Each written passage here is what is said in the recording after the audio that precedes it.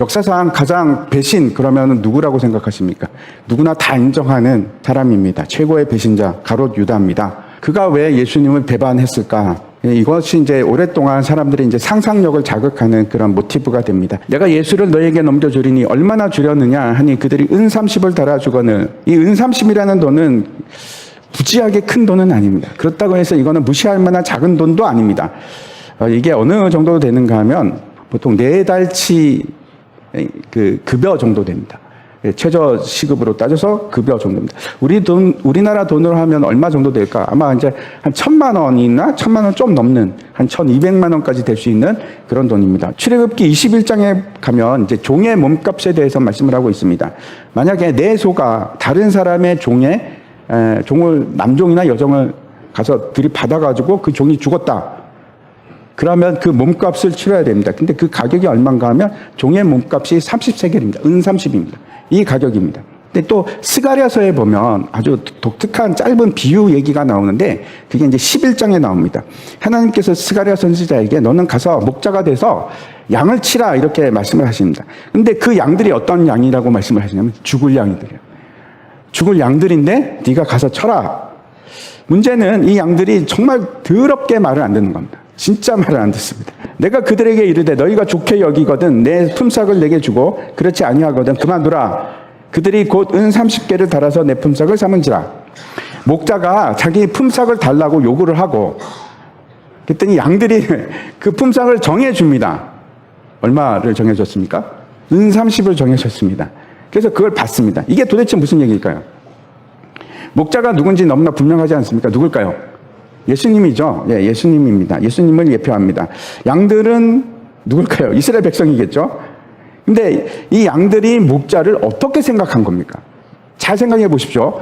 지금 목자가 품삯을 달라고 하니까 양들이 그 품삯을 줬는데 얼마를 줬습니까?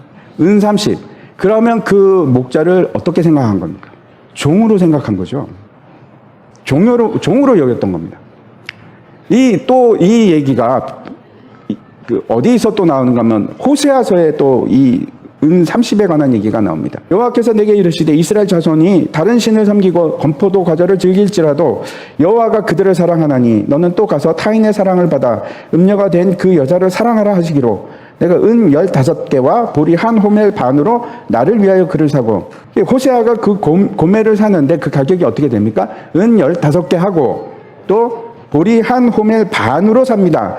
이제 이 보리 한 호멜 반이 얼마일까요? 예, 이게 15세겔입니다. 그래서 합치면 어떻게 됩니까? 이것도 역시 30세겔입니다. 은 30으로 고멜을 산 겁니다. 이게 어떤 의미일까요? 종의 몸값을 준 거죠? 예수님께서 우리의 몸값을 지불하신 가격이 은 30입니다. 그렇죠? 고멜은 우리를 예표하는 것이니까, 상징하는 것인가. 종 앞에서 이런 얘기가 됩니다. 예수님의 몸값이 얼마였을까요? 은 30이었을까요? 이걸 찾아보면서 이런 생각을 했습니다. 아니, 몸값이 원래 은 30이 아닙니다. 예수님은 더 존귀하죠. 은 30일 수가 없습니다. 그게 아니라 종이 되었던 우리의 몸값이 종의 값이니까 우리의 몸값이 은 30이 되는 거고 우리의 그 몸값을 맞추시기 위해서 예수님은 은 30에 팔린 겁니다. 예수님의 몸값이 은 30이 아니라 우리의 몸값이, 종의 몸값이 은 30이었고 그 값을 예수님이 지불하신 겁니다. 이해가 되시죠? 왜 그런지 빌립보서 2장 말씀 한번 보시기 바랍니다. 6절부터 8절입니다. 그는 근본 하나님의 본체시나 하나님과 동등됨을 취할 것으로 여기지 아니하시고 오히려 자기를 비워 종의 형체를 가지사 사람들과 같이 되셨고 사람의 모양으로 나타나사 자기를 낮추시고 죽기까지 복종하셨으니 곧 십자가에 죽으심이라. 종의 형체를 가진 것 자체가 어떤 모습이라고 합니까? 사람들의 모습이에요. 이해가 가십니까? 결국 이런 얘기입니다. 우리는 괜찮은 사람들이 아니고 죄의 노예가 돼서 종 노릇을 하고 있는데 사람들이 종인 겁니다. 죄의 종입니다. 그래서 우리를 사시기 위해서 그분 자신이 어떻게 되신 겁니까? 우리와 똑같은 종이 되신 겁니다. 종이 되시고 그 값을 은 30으로 치르신 겁니다. 그게 은 30의 의미입니다. 다시 처음 질문으로 돌아가서 왜 유다는 예수님을 팔기로 그렇게 작정을 했을까요?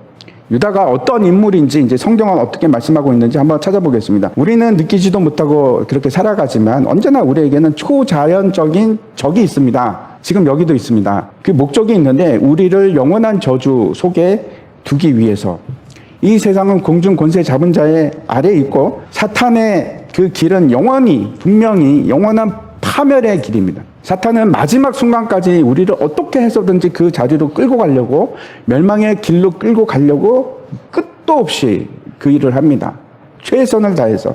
두 번째는 요한복음 보시기 바랍니다. 12장입니다. 5절과 6절인데 요한은 뭐라고 얘기합니까? 가룟 유다가 돈에 대한 탐욕을 가지고 있었다. 두 번째 이렇게 얘기를 하고 있는 겁니다. 헌금을 가지고 이제 재정을 운영하는데 그 총 재정을 맡았던 사람이 누군가 하면 이 가룟 유다입니다. 그래서 이 가룟 유다가 돈 주머니하고 그 다음에 회계 장부를 맡고 있었는데 그런데 여기 뭐라고 평가를 합니까? 요한은 그가 도둑이었다 이렇게 얘기를 합니다. 아마 지속적으로 거의 손을 댄 것 같습니다. 많은 사람들이 돈에 대한 탐욕으로 그리고 세상을 향한 사랑으로 하나님을 배신합니다. 참 많은 사람들이 그렇게 합니다. 목회자도 그렇고 성도들도 그렇고. 디모데후서에 보면 정말 안타까운 얘기가 나오는데 저는 이거 볼 때마다 참 가슴이 아픕니다. 대만은 이 세상을 사랑하여 나를 버리고 데살로니가로 갔고 대만은 굉장히 열심히 사도 바울과 함께하던 사역자였습니다. 근데 그 사람이 바울을 버렸을 뿐만 아니고 마지막까지 누가와 함께 옥바라지 하던 사람이었거든요. 대마가. 근데 바울을 버립니다. 그리고 예수님도 버립니다. 왜? 세상이 좋아서. 세 번째 이제 마태복음에서 유다가 예수님을 판 사건에 대해서 어떻게 말씀하고 있는지 한번 보시기 바랍니다. 27장입니다. 9절과 10절 제가 읽겠습니다. 이게 선지자 예레미야를 통하여 하신 말씀이 이루어졌나니 일러스되 그들이 그 가격 매겨진 자 곧 이스라엘 자손 중에서 가격 매긴 자의 가격 곧 은 30을 가지고 토기장의 밭값으로 주었으니 이는 주께서 내게 명하신 바와 같으니라 하였더라. 선지자 예레미야를 통해 하신 말씀이 이루어졌다 그럽니다. 어떤 뜻입니까? 결국 하나님의 말씀대로 이루어졌다. 하나님의 계획이 성취된 사건이다. 이렇게 얘기합니다. 아담이 그 죄는 선악과를 먹지 말라. 그 말씀 불복종 이전에 그의 죄의 시작은 어디입니까? 하나님을 버린 데 있는 겁니다. 하나님을 떠나는 것. 그게 죄의 본질입니다. 다시 말씀드려서 이 가룟 유다는 하나님의 말씀 이전에 이미 악을 선택한 겁니다. 그것이 죄입니다. 두 번째 또 한 가지를 말씀드리려고 하는데 이것도 제가 가끔 말씀을 드립니다.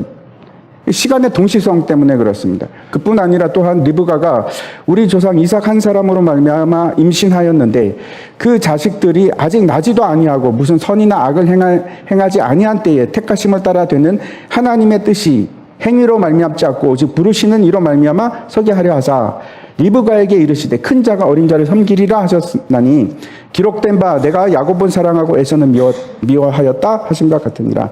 야곱과 에서가 아직 태어나기도 전에 하나님이 그렇게 선언을 하신 겁니다. 내가 야곱은 사랑하고 에서는 미워했다. 이게 도대체 뭔가 상식적으로는 이해가 되지 않습니다. 그렇죠? 야곱은 미래의 하나님을 그렇게 사랑하는 자가 됩니다. 하나님이 아실까요? 모를까요? 하나님 앞에는 시간이 없습니다. 같은 사건입니다. 같은 사건. 하나님의 관점으로 보면 그 모든 것이 하나님의 계획이고 우리 사람의 관점으로 보면 그 모든 것이 나의 선택입니다. 근데 그게 놀랍게도 하나입니다. 하나님의 선택이지만 그 책임은 누구에게 있습니까? 유다에게 있다는 얘기를 제가 드리는 겁니다. 마지막 네 번째 이유를 살펴보려고 합니다. 요한복음 6장 말씀인데 요한복음 6장 70절입니다. 예수께서 대답하시되 내가 너희 12를 택하지 아니하였느냐? 그러나 너희 중에 한 사람은 마귀니라 하시니 이 말씀은 가롯 시몬의 아들 유다를 가리키심이라. 그는 12 중에 하나로 예수를 팔자니라. 12를 예수님께서 택하셨지만 그 중에 한 명이 자신을 배신할 걸 처음부터 아셨습니다. 여기는 뭐라고 합니까? 그는 처음부터 마귀였다. 이게 무슨 얘기일까요? 그는 빛의 영역으로 온 적이 없다. 여전히 그는 어둠 속에 있는 존재였다라는 의미입니다. 예수님께서 자신이 못 박힐 것을 말씀하셨죠. 근데 이건 보통 문제가 아닙니다. 왜 그런가 하면 로마 제국에서 십자가에서 못을 박아서 죽인다는 것은 아무나 그렇게 하지 않습니다. 누구만 그렇게 하는가 하면 반란군만 그렇게 합니다. 유다는 그 꿈이 지금 로마 제국에서 통치에서 벗어나서 독립을 하는 건데 그래서 예수님을 따라다니고 이 사람이 왕이 될 거야 라고 생각을 하는데 근데 이 예수님이 정권을 잡는 데 실패하고 예수님이 십자가에 못 박혀 죽는다면 이건 완전히 망하는 거죠. 완전히 망하는 겁니다. 실패하고 지금 잘못 짚은 겁니다. 뿐만 아닙니다. 그 3년 동안 따라다녔던 자기도 위태로운 겁니다. 반란군이 되는 거니까. 예수님과 함께 있었기 때문에. 지금 예수님에 대한 실망과 좌절, 분노가 그를 배신케 한 겁니다. 이것이 네 번째 이유입니다.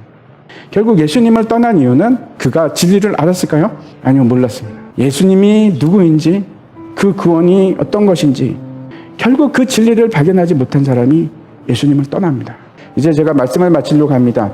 다시 왜 사람들이 예수님을 버리고 교회를 떠날까 생각해 보시기 바랍니다. 지금도 저는 이제 자주 그런 생각이 납니다. 우리 교회 잘 다니고 있다가 교회를 완전히 떠난 사람들, 다른 교회로 가신 것이 아니고 교회를 완전히 떠난 사람들이 기억이 자꾸 납니다. 앞으로도 우리에게 계속해서 교회에 대한 갈등이 있을 거고, 때로는 실망도 있을 거고, 목회자에 대한 회의도 있을 거고, 사람들에 대한 갈등도 있을 거고, 그런 것들이 계속 일어날 겁니다. 하지만 저는 예수님을 버릴 수 없습니다. 왜? 그분이 진리라는 걸 너무나 잘 알고 있기 때문에, 그분만이 나의 구원자라는 것을 너무나 분명하게 알고 있기 때문에 어떻게 떠납니까? 저는 못 떠납니다. 절대로 못 떠납니다. 디모데 그 후서 이제 보면 마지막 때의 모습에 대해서 얘기하시면서 뭐라고 합니까? 자기를 사랑하고 마지막 말세 때 돈을 사랑하고 자랑하고 교만하고 뭐 그렇게 얘기를 하시는데 4절과 5절 말씀 한번 보시기 바랍니다. 배신하며 조급하며 자만하며 쾌락 사랑하기를 하나님 사랑하는 것보다 더하며 경건의 모양은 있으나 경건의 능력은 부인하니 이 같은 자들에게서 내가 돌아서라. 마지막 때의 특징 중에 하나가 배신하는 겁니다. 앞으로 세상의 유혹은 점점 더 심해질 겁니다. 절대 약하시라고 생각하지 마십시오. 여러분이 살아가는 내내 그 시험의 강도는, 유혹의 강도는 세질 겁니다. 그리고 세상은 계속해서 메시지를 주는데 너를 사랑하라, 돈을 사랑하라고 그럴 겁니다. 그리고 두려움은 점점 더 강해질 겁니다. 예수를 믿는 거는 앞으로 굉장히 많은 대가를 요구할 시기가 꼭 올 겁니다. 심지어는 위협하기를 우리의 목숨으로 배신할 것을 요구할 때가 올 겁니다. 여러분, 진리는 예수 그리스도 한 분밖에 없습니다. 구원도 예수 그리스도, 평안도 기쁨도 예수 그리스도 안에만 있습니다.